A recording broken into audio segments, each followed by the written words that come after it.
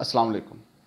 आपने अक्सर देखा होगा कि लोग कामयाबी के लिए अपने दोस्त बदल देते हैं, अपना घर बदल देते हैं, जगह बदल देते हैं, दिन बदल देते हैं और हत्ता कि वो ये मुल्क तक बदल के किसी और मुल्क में चले जाते हैं कामयाबी के लिए। लेकिन नतीजा ज़ीरो होता है। उसकी वजह यह है कि उन्हें अंदाज़ा नहीं होता कि ना घर बदलने की ज़रूरत थी, ना दोस्त अहबाब और रिश्तेदार बदलने की ज़रूरत थी, ना ये मुल्क बदलने की ज़रूरत थी, ना ही कारोबार बदलने की ज़रूरत थी।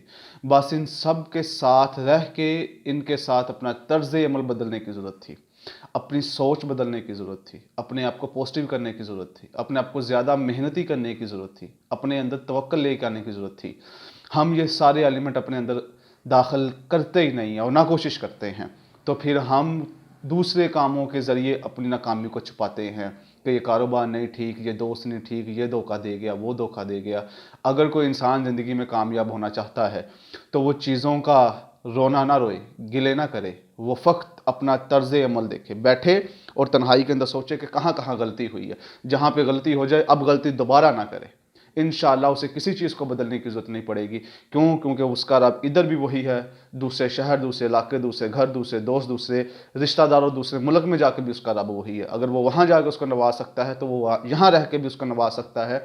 ज़रूरत सिर्फ़ और सिर्फ तर्ज़ ज़िंदगी बदलने की है, तर्ज़ तरीक़ा बदलने की है, अमल बदलने की है, सोच बदलने की ज़रूरत है। इंशाअल्लाह ये तर्ज़ अमल जिस दिन बदल गया उस दिन आपको कोई और चीज़ बदलने की ज़रूरत नहीं पड़ेगी। अस्सलाम वालेकुम।